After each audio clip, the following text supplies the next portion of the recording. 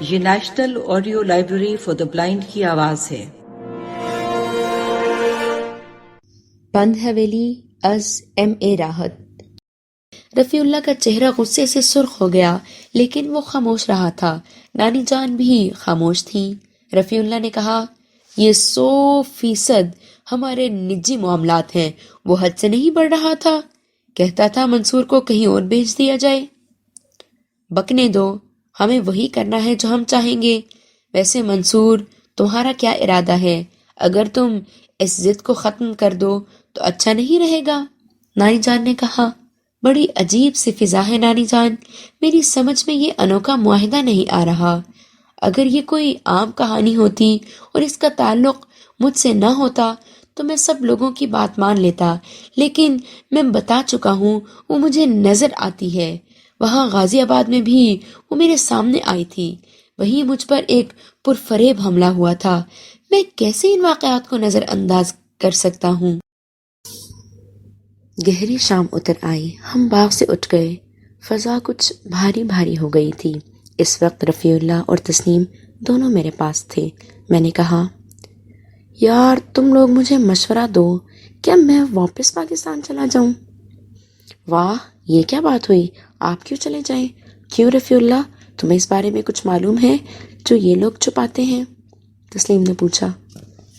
بہت زیادہ نہیں، لیکن بات خطرناک ہے۔ اگر مجھے کچھ معلوم ہوتا تو آپ کو ضرور بتا دیتی منصور۔ میں کسی سے نہیں ڈرتی، میں نے اس بارے میں کبھی کچھ نہیں سنا۔ اصل میں بات بہت پہلے کی ہے، ہم 2-3 سال کے ہوں گے۔ بس اتنا معلوم تھا کہ گجادر کی حویلی آسیب زدہ ہے اور کوئی اس میں نہیں جاتا۔ اگر کسی نے اس کا راز معلوم کرنے کی کوشش کی تو کسی حادثے کا شکار ہو گیا۔ کسی نے اس بارے میں کچھ معلوم کرنے کی ضرورت سمجھی نہ ہمت کی۔ خیر، کوئی بکواس کرتا ہے تو کرتا رہے، میں تمہارے ساتھ ہوں منصور بھیا، اب میں تمہیں اکیلا نہیں چھوڑوں گا، رفیع اللہ نے کہا۔ میرے دل میں خیال آیا کہ ان لوگوں کو تفصیل سے بتاؤں کہ گجادر کی حویلی میں کیا دیکھا، لیکن جیسے کسی نے مجھے روک دیا۔ ویسے یہ بات ان لوگوں کو معلوم ہو چکی تھی کہ میں گجادر کی حویلی میں گھسا ہوں۔ حالانکہ اس وقت جب ترویدی آگ بگولا ہو کر 2 گواہوں کو ساتھ لایا تھا تو میں نے انحراف کیا تھا اور وہ دونوں گواہ مجھے نہیں پہچان سکے تھے۔ بعد میں میں نے گجادر کی حویلی میں داخل ہونے کا اعتراف کر لیا تھا، لیکن حویلی کے حالات کسی کو نہیں بتائے تھے۔ لیکن یہ کمال کی بات تھی کہ یہاں ہر شخص ان واقعات کو بیان کرنے سے خوف زدہ تھا، نہ صرف خود بیان کرنے سے بلکہ سننے سے بھی، اور خاص طور سے فضل صادق جیسی شخصیت کو بھی میں نے اس سے گریز کرتے دیکھا۔ باقی تو عام لوگ تھے۔ مجھ پر بھی جیسے ان واقعات کو معلوم کرنے کا جنون سوار ہو گیا تھا۔ اس رات میں گہری سوچوں میں تھا اور مجھے نیند نہیں آ رہی تھی۔ میں فیصلہ کرنا چاہتا تھا کہ مجھے کیا کرنا چاہیے۔ ترویدی کی باتیں کانوں میں چبھ رہی تھیں۔ اس نے نانی جان کو مشورہ دیا تھا کہ مجھے کسی اور شہر میں بھیج دیا جائے۔ کیا نانی جان نے اس بارے میں سوچا ہوگا؟ کوئی میزبان ایسے بلائے جان مہمان کے بارے میں یہ سوچ سکتا ہے کہ اس سے کیسے جان چھڑائی جائے؟ ایسے مشکل میں کیا کروں؟ اصولی طور پر مجھے یہ گھر چھوڑ دینا چاہیے، لیکن اس طرح تسلیم بھی دور ہو جائے گی۔ تسلیم میرے دل کا درد بن چکی تھی، اس کی کیفیت بھی میرے علم میں تھی۔ ہم دونوں کا کیا ہوگا؟ سب سے اہم سوال میرے لیے یہی تھا۔ ابھی تک ہم دونوں کی زبان نہیں کھلی تھی، لیکن رواں رواں بولتا تھا۔ ہر عمل جو غیر اختیاری ہوتا چیخ چیخ کر کہتا کہ ہم عشق کے سمندر میں ڈوب چکے ہیں اور اب ایک اور دل دوز کہانی جنم لینے کو تیار ہے۔ یہاں سے جانے کا ذکر ہوا تھا تو تسلیم نے کس طرح تڑپ کر کہا تھا کہ واہ، یہ کیا بات ہوئی کہ منصور کہیں اور چلے جائیں۔ کیسا کرب ابھرا تھا اس کے چہرے پر۔ میری آنکھیں بھیگ گئیں۔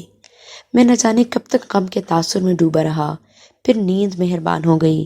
نہ جانے کتنی دیر سویا تھا کہ کچھ بھاگ دوڑ کی سی آوازیں ابھریں، کئی قدموں کی آوازیں تھیں۔ میں کچھ لمحے انہیں سنتا رہا، پھر ایک دم بستر سے اٹھ گیا۔ آوازیں اس کھڑکی کے دوسری طرف سے آ رہی تھیں جن سے میں نے پہلی بار وہ چتا اور روتی ہوئی لڑکی دیکھی تھی۔ میں بھاگ کر کھڑکی پر پہنچا۔ میں نے صاف ایک منظر دیکھا۔ چہرہ بے شک نظر نہیں آ رہا تھا، لیکن لباس اور قد و قامت سے اندازہ ہوتا تھا کہ وہی لڑکی ہے جو چتا کے پاس روتی نظر آتی تھی۔ وہ دوڑ رہی تھی اور اس کے پیچھے 3 سیاہ پوش بھاگ رہے تھے۔ وہ اسے پکڑنا چاہتے تھے۔ لڑکی پیپل کے درخت کے پاس جانا چاہتی تھی لیکن کامیاب نہیں ہو پا رہی تھی۔ پھر اس نے عمارت کا رخ کیا اور اس میں گھس گئی۔ سیاہ پوش بھی اس کے تعاقب میں اندر گھس گئے تھے۔ میرے بدن میں بجلیاں سی بھر گئیں۔ میں کھڑکی کے پاس سے ہٹ کر دروازے کی طرف بھاگا اور باہر نکل آیا۔ اسی وقت ایک تیز نسوانی چیخ سنائی دی اور میں گرتے گرتے بچا۔ یہ چیخ تسلیم کے کمرے کی طرف سے آئی تھی اور 100% تسلیم کی تھی۔ میں اسی طرف دوڑا۔ تسلیم کے کمرے کا دروازہ چوپٹ کھلا ہوا تھا۔ اندر مدھم روشنی کا بلب جل رہا تھا اور تسلیم اپنا گلا دونوں ہاتھوں سے پکڑے اپنے بستر سے 2 فٹ اونچی اچھل رہی تھی۔ اس کی آنکھیں وحشت ناک انداز میں پھٹی ہوئی تھیں۔ کمرے میں اور کوئی نہیں تھا۔ تسلیم کی بھنچی بھنچی چیخیں ابھر رہی تھیں اور وہ اسی انداز میں اچھل رہی تھی جیسے اس کا دم نکل رہا ہو۔ باہر سے قدموں کی آوازیں ابھری اور پھر سارا گھر اندر گھس آیا۔ ان میں نانی جان، تسلیم کی والدہ اور والد، رفیع اللہ کے والدین سبھی شامل تھے۔ سب تسلیم کے پاس پہنچ گئے اور اسے دبوچ لیا۔ تسلیم کی والدہ نے اس کے دونوں ہاتھ پکڑ کر اس کے گلے سے ہٹائے۔ اس کے لیے انہیں بہت طاقت صرف کرنا پڑی تھی۔ ہر شخص کچھ نہ کچھ بول رہا تھا۔ سب ایک دوسرے سے پوچھ رہے تھے کہ کیا ہوا۔ تبھی تسلیم کے والد صادق حسین نے مجھ سے کہا، منصور، بتا سکتے ہیں کیا ہوا ہے؟ یہ یہاں موجود تھے۔ ہر شخص کو احساس ہو گیا کہ صداقت صاحب کس لہجے میں اور کیا بول رہے ہیں۔ میں ایک دم چور بن گیا۔ صورتحال واقعی ایسی ہی تھی۔ میں نے ان کی چیخ سنی تو میں اس طرف دوڑ پڑا۔ میں نے ہکلاتے ہوئے کہا، ہاں، آپ دروازے پر بیٹھے تھے نا؟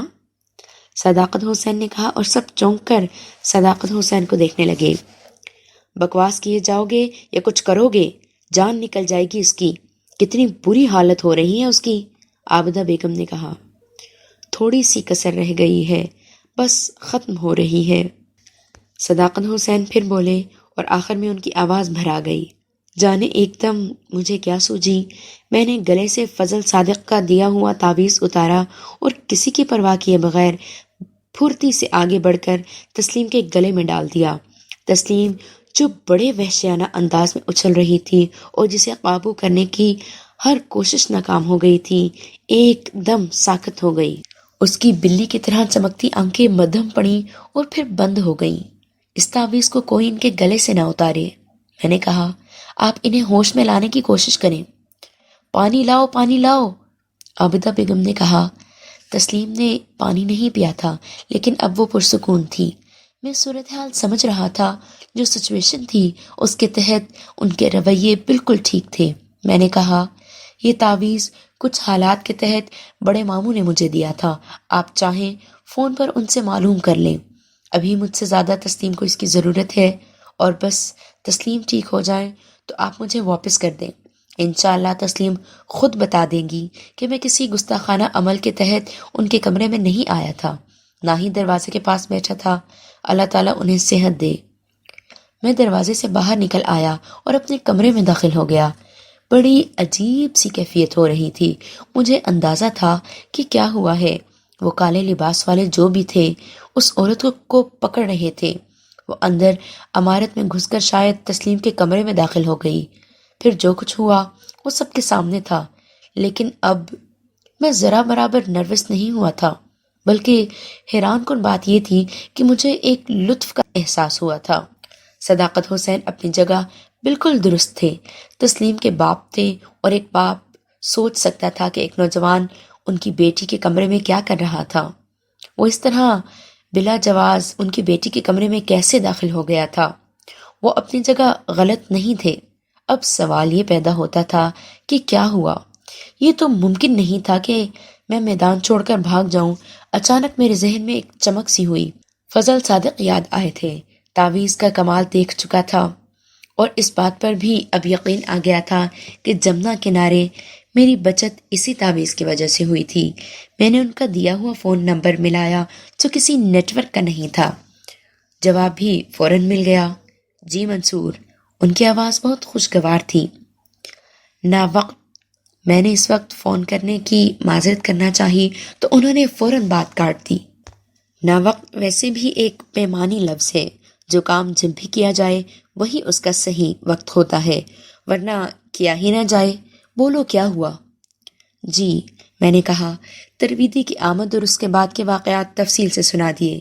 فضل صادق نے حیرت کا اظہار نہیں کیا اور بولے، سب کچھ ایسا ہی ہے جیسے ہونا چاہیے تھا۔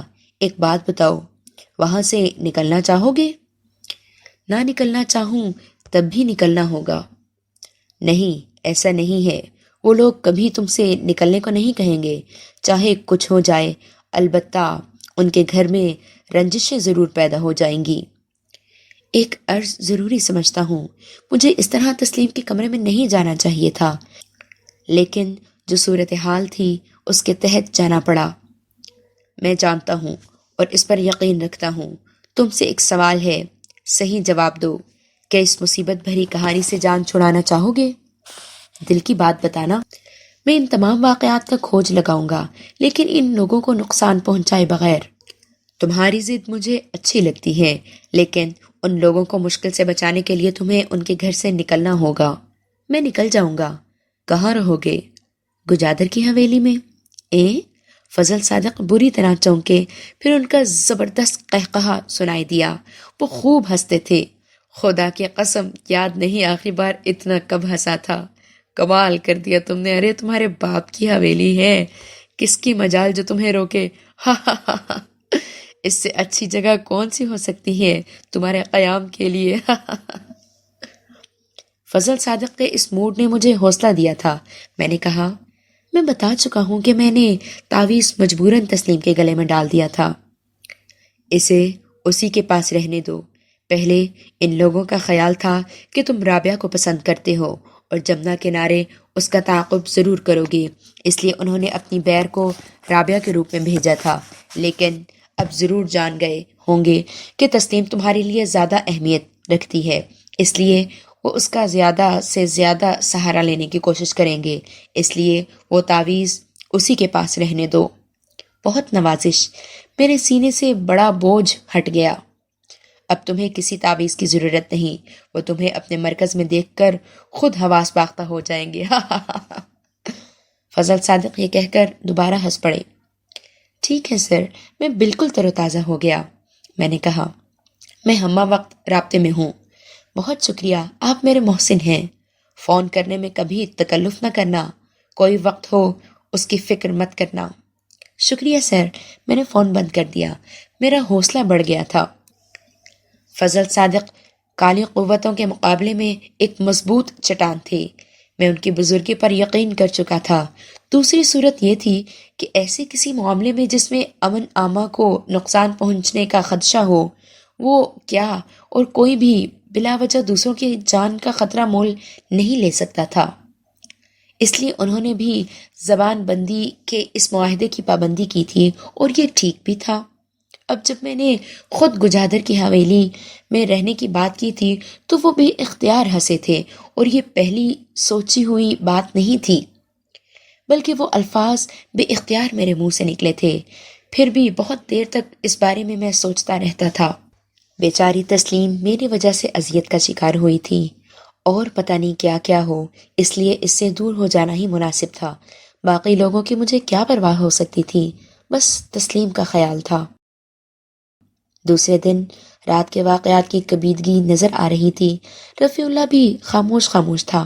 ناشتے کے بعد میں نے اسے اشارہ کیا اور ہم دونوں باہر باغ میں آ گئے۔ بس رات کو نیند نہیں آئی۔ تمہارے کمرے میں واپس آنے کے بعد میٹنگ ہوئی تھی، جس میں ہونے والی باتیں بڑی پریشان کن تھیں۔ مجھے بتاؤ گے؟ ہاں، کیوں نہیں۔ اصل میں تسلیم کی جو کیفیت ہوئی تھی اس سے سب پریشان ہو گئے تھے۔ خیال ہے کہ اب یہاں یہ بلائیں نازل ہوتی رہیں گی۔ ترویدی نے صداقت چچا کو پوری تفصیل بتا دی ہے، اور یہ سب میری وجہ سے ہو رہا ہے، میں نے کہا، اور رفیع اللہ نے اس بات کا کوئی جواب نہیں دیا۔ میں بولا، اس کا حل تلاش کر لیا ہے میں نے۔ کیا؟ رفیع اللہ نے چونک کر پوچھا۔ یار یہ معاملہ بیچ میں آ گیا، ورنہ میں تو گھومنے آیا تھا۔ شادی میں خاص طور سے فضل صادق صاحب نے مجھے لکھنؤ آنے کی دعوت دی تھی، بلکہ دوسری جگہوں کے ویزے دلوانے کا وعدہ بھی کیا تھا۔ کیوں نہ ان کی پیشکش سے فائدہ اٹھاؤں؟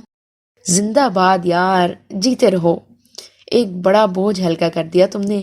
اصل میں یہ کوئی چھوٹا مسئلہ نہیں تھا، اس کا آسان حل یہ تھا کہ تم اس معاملے میں دلچسپی لینا چھوڑ دیتے۔ تسلیم کی حالت نے دادی جان کو بھی خوفزدہ کر دیا ہے۔ کیا سوچ رہے ہیں یہ لوگ، بتاؤ گے؟ کوئی خاص بات نہیں، بس تسلیم کو مترا بھیجنے کے بارے میں سوچ رہے تھے۔ دادی اماں کہہ رہی تھیں کہ تسلیم کو 3 ماہ تک مترا، دہلی، آگرہ رکھا جائے، بعد میں دیکھیں گے کہ اس بارے میں کیا کیا جائے۔ چلو ٹھیک ہے، مگر ایک بار تسلیم سے بات کرا دو۔ اس پر مجھ سے ملنے کی پابندی تو نہیں لگا دی گئی؟ نہیں منصور بھیا۔ بلاؤں تسلیم کو؟ ہاں، اگر ممکن ہو سکے۔ تسلیم آئی تو تھکی تھکی اور بیمار سی نظر آ رہی تھی۔ وہ بولی، بڑی بری حالت ہوئی تھی میری، ایک خواب نے یہ حال کر دیا تھا۔ کیا دیکھا تھا تسلیم؟ میں نے دیکھا ایک خوبصورت سی نوجوان عورت بھاگتی ہوئی میرے کمرے میں داخل ہوئی۔ وہ خوبصورت قیمتی زیورات پہنے ہوئے تھی اور 3 ڈاکو اس کے پیچھے لگے ہوئے تھے۔ وہ بھاگتی ہوئی آئی اور میرے پلنگ کے نیچے گھس گئی۔ ڈاکوؤں نے پہلے اسے ادھر ادھر تلاش کیا، پھر آگے بڑھ کر میری گردن پکڑ لی۔ وہ مجھ سے اس عورت کے بارے میں پوچھ رہے تھے کہ کہاں گئی، بس وہ میری گردن دبا رہے تھے اور میرا دم گھٹ رہا تھا، لیکن وہ خاموش ہو گئی۔ خاموش کیوں ہو گئی تسلیم؟ ابو مجھے مترا بھیج رہے ہیں، افسری خالہ کے ہاں۔ میں وہاں نہیں جانا چاہتی، ان کا کہنا ہے کہ یہاں کچھ آسیبی چکر چل رہا ہے۔ یہ بھی کہا ہوگا کہ یہ آسیبی چکر میری وجہ سے چلا ہے؟ ہاں، وہ معصومیت سے بولی۔ ہمارا بھی یہی اندازہ ہے تسلیم۔ میں اور رفیع اللہ اس بارے میں بات کر رہے تھے اور ہم نے ایک فیصلہ کیا ہے۔ کیا؟ یہی کہ میں دوسرے رشتہ داروں سے مل آؤں، دوسرے شہر بھی دیکھ لوں، دلی، لکھنؤ وغیرہ۔ تسلیم نے جن حسرت بھری نظروں سے مجھے دیکھا، انہوں نے میرا دل پوری طرح زخمی کر دیا۔ نہ جانے کیا کیا چھپا ہوا تھا ان نظروں میں۔ میں نے ٹوٹی ہوئی آواز میں کہا، اس کے بعد میں واپس اپنے ملک چلا جاؤں گا۔ ٹھیک ہے، تسلیم نے بے چارگی سے کہا۔ عابدہ بیگم کے چہرے سے بھی یہی اندازہ ہوا تھا، جیسے انہیں اس خبر سے خوشی ہوئی ہے۔ وہ بولی، رفیع اللہ کو بھی ساتھ لے جاؤ، تمہیں بہت اچھا لگے گا، خوب سیر سپاٹے کر آؤ۔ میں تنہا جانا چاہتا ہوں۔ رفیع اللہ چونک کر بولا، کیا مطلب؟ کیوں؟ بس رفیع اللہ، میں تنہا جاؤں گا۔ ارے نہیں منصور بھیا، رفیع اللہ کسی قیمت پر نہیں مانا۔ اس نے کہا، تم اگر مجھے اس لیے ساتھ نہیں لے جا رہے کہ کہیں وہ روح تسلیم کی طرح مجھے بھی نقصان پہنچانے کی کوشش کرے تو بے فکر رہو، میں روحوں کا شکاری ہوں اور اپنے رزق پر تمہارے ساتھ جاؤں گا۔ میں خاموش ہو گیا۔ نانی جان نے میری سیاحت کے لیے جو تیاریاں کی ہوں، لیکن کچھ خاص تیاریاں میں نے بھی کی تھیں جن پر رفیع اللہ نے حیرانی کا اظہار کیا، لیکن میں نے اسے کوئی جواب نہیں دیا۔ اکرام خان باہر گاڑی کے لیے کھڑا تھا۔ ہم گاڑی میں بیٹھ گئے تو میں نے اسے اسٹیشن چلنے کے لیے کہا۔ اکرام خان نے جیپ آگے بڑھا دی۔ راستہ خاموشی سے طے ہوا۔ ہم مینڈو جنکشن پر اتر گئے۔ ٹھیک ہے تم جاؤ اکرام، رک جاتا ہوں، گاڑی میں بٹھا کر جاؤں گا۔ نہیں تم جاؤ۔ رفیع اللہ نے اس بات پر بھی حیرت کا اظہار کیا تھا۔ اکرام خان کی جیپ نظروں سے اوجھل ہو گئی تو اس سے رہا نہ گیا۔ کئی باتیں مجھے بڑی عجیب لگی ہیں منصور بھیا، ضد تو نہیں کروں گا، اگر بتانے کی ہوں تو بتا دو۔ مثلاً تم نے کھانے پینے کی جو چیزیں خریدی ہیں ان کا کیا کرو گے؟ جہاں بھی جاؤ گے وہاں تمہاری خوب خاطر مدارت ہوگی۔ ہاں میں جانتا ہوں کہ جہاں میں جا رہا ہوں وہاں میری خوب خاطر مدارت ہوگی، مگر کھانے پینے کی نہیں۔ میں نہیں سمجھا۔ لاتوں، گھونسوں اور جوتوں سے ممکن ہے کچھ اور جدید آلات استعمال کیے جائیں، اور میں اسی لیے تمہیں ساتھ لے جانے سے گریز کر رہا تھا۔ خدا کی قسم میں سخت حیران ہوا تھا، مجھے بالکل اس طرح کی امید نہیں تھی، مگر وہ کون سی جگہ ہے جہاں یہ نوادرات ملیں گی؟ گجادر کی حویلی، میں وہیں جا رہا ہوں۔ رفیع اللہ کی عجیب ہونک شکل بن گئی تھی۔ اس نے گگیائی آواز میں پوچھا، کیا وہیں رہو گے؟ ہاں، وہ بیچارے میری تلاش میں نہ جانے کہاں کہاں مارے پھرتے ہیں۔ میں نے سوچا ان کے دل کے قریب ہو جاؤں تاکہ انہیں تکلیف نہ ہو۔ اگر مذاق کر رہے ہو تب بھی مجھے اپنی حرکت قلب بند ہونے کا خدشہ ہے، اس لیے خدا را مذاق سے گریز کرو۔ دیکھو رفیع اللہ، کھلے دل سے کہہ رہا ہوں کہ یہاں آ کر میں ایک انوکھے سحر میں گرفتار ہو گیا ہوں۔ کسی ایک نے نہیں، جو بھی ملا ہے اس نے مجھے ایسی محبت دی کہ میں نے کبھی ایسا نہیں سوچا تھا۔ میں بھی انسان ہوں، اس بے پایا محبت نے میرے دل پر گہرا اثر ڈالا ہے۔ پھر نہ جانے کہاں سے ان انوکھے واقعات کا آغاز ہو گیا۔ ان کے پس منظر میں جانے کی کیا کہانی ہے۔ اگر مجھے کوئی بتا دیتا کہ یہ سب کیا ہے تو شاید مجھے سکون ہو جاتا۔ اب یہ میری مجبوری ہے، جو کچھ کر رہا ہوں اپنے لیے کر رہا ہوں۔ رفیع اللہ پر میری باتوں کا کافی اثر ہوا تھا۔ کچھ دیر خاموش رہ کر اس نے کہا، بات تمہاری ٹھیک ہے، میں بس اتنا کہہ سکتا ہوں کہ میں تمہارے ساتھ ہوں۔ یہی میں نہیں چاہتا، اس لیے میں شروع سے تمہیں منع کر رہا تھا، مگر میں یہی چاہتا ہوں۔ فکر مت کرو، تم اکیلے گجادر کے مہمان نہیں بن سکتے، میں بھی تمہارے ساتھ رہوں گا۔ رفیع اللہ کا لہجہ فیصلہ کن تھا۔ یہاں سے گجادر کی حویلی کا فاصلہ کافی تھا۔ ایک بار ہم جیپ سے وہاں گئے تھے، دوسری بار صرف میں گیا تھا، اور کیسے گیا تھا یہ آج تک نہیں جان سکا تھا۔ اب وہاں جانے کے لیے تانگا کرنا پڑا تھا۔ راستے میں ہم بہت سی باتیں کرتے رہے تھے، پھر فاصلے طے ہو گئے۔ ہم حویلی سے کافی فاصلے پر تانگے سے اتر گئے، کیونکہ ان حویلیوں کے قریب کوئی نہیں جاتا تھا۔ شاید تانگے والا بھی انکار کر دیتا۔ میں بار بار حویلیوں کیوں کہہ رہا تھا؟ پہلے بتا چکا ہوں کہ ہماری آبائی حویلی جہاں رمضان خان رہتے تھے اور گجادر کی حویلی آمنے سامنے تھی۔ خیر، میں نے کوشش کی تھی کہ میں اس طرح گجادر کی حویلی پہنچوں کہ رمضان خان یا ان کی بیٹیاں ہمیں نہ دیکھ سکیں، لیکن گجادر کی حویلی کے سامنے کا حصہ دیکھ کر میرا منہ حیرت سے کھل گیا۔ جس پھاٹک سے میں اندر داخل ہوا تھا، اب اس کے سامنے ایک اونچی دیوار کھڑی تھی، اور اس دیوار کے اوپر لوہے کے کانٹوں کی باڑ لگائی گئی تھی۔ یہ ہمارے راستے روکے گئے ہیں، رفیع اللہ نے کہا۔ برا ہوا ہے، اس کا مطلب ہے کہ انہیں اس بات کی توقع تھی، لیکن جانا تو ہے اندر رفیع اللہ۔ مجھے کسی نے کہا تھا کہ تم اس بارے میں کوئی کچھ نہیں بتائے گا، تو میں نے دعویٰ کیا کہ چتا کے پاس بیٹھ کر رونے والی مجھے خود بتائے گی کہ وہ کیوں روتی ہے۔ اتنا بڑا دعویٰ کرنے کے بعد یہ چھوٹی موٹی رکاوٹیں ہمیں نہیں روک سکتی۔ اب تو مجھے بھی مزہ آنے لگا ہے، یعنی اتنی بڑی بڑی قوتیں بمقابلہ منصور عبداللہ، رفیع اللہ نے کہا۔ نہیں رفیع اللہ، میں یہاں کوئی مقابلہ کرنے نہیں آیا ہوں، بس مجھے بند حویلی کا راز معلوم ہو جائے تو میں سکون سے بیٹھ جاؤں گا، اپنے عزیزوں کے ساتھ وقت گزار کر خوبصورت یادوں کے ساتھ واپس چلا جاؤں گا۔ اور اب بھی میں یہی کرنا چاہتا ہوں، لیکن اس کے بغیر میں واپس نہیں جاؤں گا۔ آؤ راستہ تلاش کریں، رفیع اللہ نے کہا۔ مجھے بہت خوشی ہوئی تھی۔ رفیع اللہ کے لہجے میں اب کوئی خوف نہیں تھا۔ حویلی طویل رقبے میں تھی، لیکن ہم نے اس کے چاروں طرف چکر لگا لیا، اور یہ دیکھ کر بہت حیرانی ہوئی کہ صرف سامنے کا دروازہ ہی نہیں، دوسرے ایسے امکانات کو بھی ختم کر دیا گیا تھا جہاں سے اندر داخل ہوا جا سکتا۔ لیکن ہم بھی کائیاں تھے، ایسی ایک جگہ ڈھونڈ لی جہاں سے تھوڑی سی مشقت کر کے اندر داخل ہوا جا سکتا تھا، لیکن اس کے لیے ایک لمبی رسی درکار تھی۔ رسی کا خیال نہیں آیا تھا، ورنہ وہ بھی ساتھ لے کر آتے۔ ایک مشورہ دوں؟ اپنی حویلی میں چلتے ہیں، وہاں سے رسی کا بندوبست ہو جائے گا، رفیع اللہ نے کہا۔ رمضان خان کبھی واپس نہیں آنے دیں گے، اور وہ ہاتھرس بھی خبر کر دیں گے۔ نہیں کریں گے، میں جانتا ہوں کہ خاص طور سے اس شکل میں جب ہم انہیں منع کر دیں گے۔ تھوڑا سا یہ بتا دوں گا کہ عابدہ بیگم انہیں پسند نہیں کرتی، ان کی طرف سے بے فکر رہو، میں انہیں سنبھال لوں گا۔ اوکے چلو، میں نے کہا۔ رمضان خان نے ہمیں دور سے دیکھ لیا، وہ حویلی کے دروازے پر کھڑے حیرت سے ہمیں دیکھ رہے تھے۔ بار بار ان کی نظریں ہمارے پیچھے اٹھ جاتی تھیں۔ وہ اکرام کو تلاش کر رہے تھے۔ ہم ان کے قریب پہنچے تو انہوں نے بے شمار سوالات کر ڈالے۔ ان کا خیال تھا کہ جیپ شاید راستے میں خراب ہو گئی ہے۔ نہیں رمضان خان، ہم چھپ کر آئے ہیں، رفیع اللہ نے کہا۔ رمضان خان ہمیں اندر لے گئے۔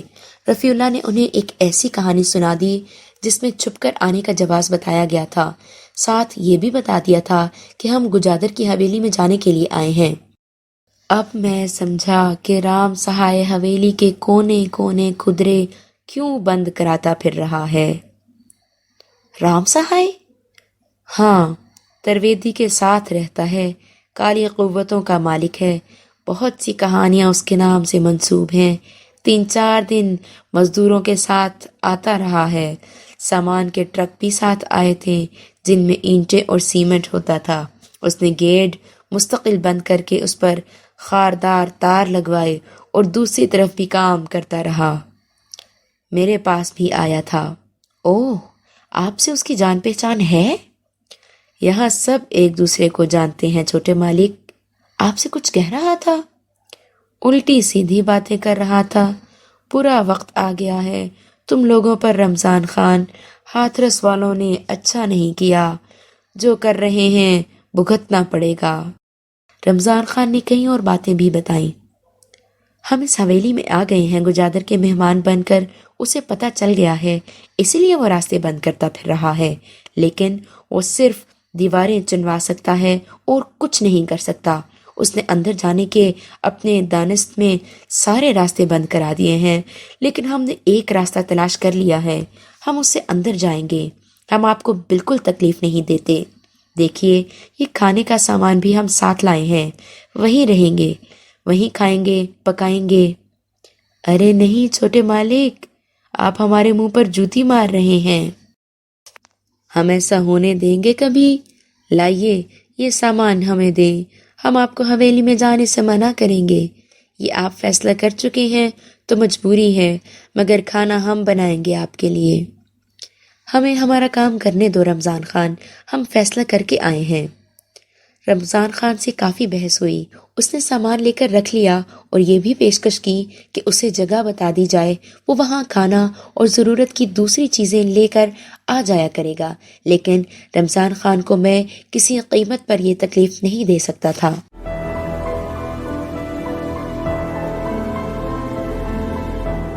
اگر آپ نے ہمارا چینل سبسکرائب نہیں کیا تو ابھی سبسکرائب کریں اور ساتھ ہی بیل آئیکن پر کلک کریں تاکہ ہماری نئی آنے والی بکس کی اپڈیٹس آپ کو ملتی رہیں۔ لائک کریں، شیئر کریں اور کمنٹس کر کے اپنی رائے کا اظہار کریں، اور یہ بھی بتائیں کہ آپ کو ہماری بکس کیسی لگتی ہیں۔